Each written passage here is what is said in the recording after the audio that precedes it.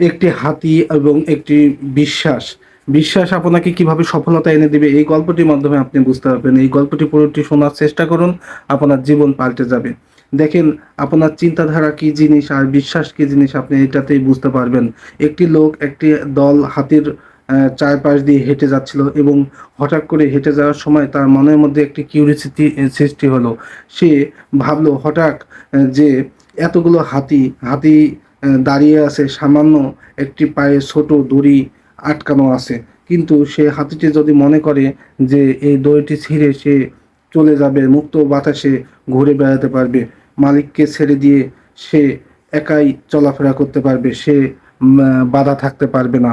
কিন্তু সেই হাতিগুলো কেন এই সামান্য এই দড়িটিকে ছিঁড়ে সে পালিয়ে যায় না কেন?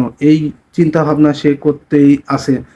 এই চিন্তা ভাবনা করতে করতে সে মনে করছে যে এই হাতিগুলো মালিকের সাথে সে কথা বলবে। তখন সে যখন চলাফেরা করতে করতে একজন প্রশিক্ষক, মানে হাতির প্রশিক্ষকের সাথে দেখা হলো। তাকে জিজ্ঞেস করলো, ভাই আমি আপনাকে একটা কথা জিজ্ঞাসা করব। তখন সে তাকে জিজ্ঞেস করে, ভাই এই যে হাতিগুলো, সামান্য এত বড় হাতি, সামান্য একটি দড়ি দিয়ে তার পা বাঁধা আছে, কিন্তু তার ভাই কোনো শিকল নেই বা লোহার কোনো ডান্ডা বেরি নেই, তাও সে ছিঁড়ে পালিয়ে যায় না কেন? আমাকে এর উত্তরটা একটু জানাবেন। সেই প্রশিক্ষক তাকে বলল, ভাই এই হাতিটিকে যখন ছোট থেকে মানুষ করা হয় তখন তাকে একটি ছোট দড়ির মাধ্যমে তাকে বেঁধে রাখা হয় তার পায়ে। প্রথম থেকে যখন ছোট অবস্থায় তাকে বেঁধে রাখা হয় তখন তার মাথায় চিন্তা ধারণা চলে আসে যে এই দড়ি ছিঁড়ে সে কোনো জায়গাতে যেতে পারবে না।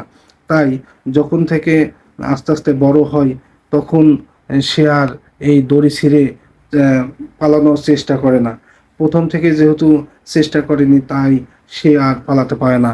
লোকটি অবাক হলেন এবং সে থমকে দাঁড়িয়ে অনেক চিন্তা করে অবাক হয়েছিলেন। পানিগুলো চাইলেই কিন্তু তার বন্ধন ছেড়ে চলে আসতে পারে, কিন্তু তারা পারবে না। এই বিশ্বাসের কারণে তারা সেখানে আটকে থাকে, সেখানে তাকে আটকে রাখা হয়।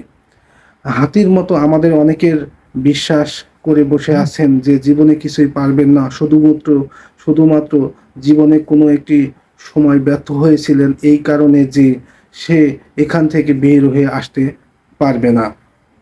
গল্পটি থেকে আপনি কি শিখলেন? বিশ্বাস আপনাকে সফলতার দ্বারপ্রান্তে নিয়ে যাবে। ২ নম্বর, ব্যর্থতা হলো শিকার একটি অংশ। জীবনে সংগ্রাম, কখনো হাল ছেড়ে দিবেন না। হাল যদি ছেড়ে দেন তাহলে সফলতা আসবে না। এই গল্পটি থেকে আপনি কি শিক্ষা গ্রহণ করলেন অবশ্যই কমেন্ট বক্সে জানানোর চেষ্টা করবেন। সবাই ভালো থাকবেন, সুস্থ থাকবেন, আমার জন্য দোয়া করবেন। আমি আপনাদের জন্য মন থেকে দোয়া করি। এমন এমন ভিডিও দেখার জন্য আমাদের সাথেই থাকুন।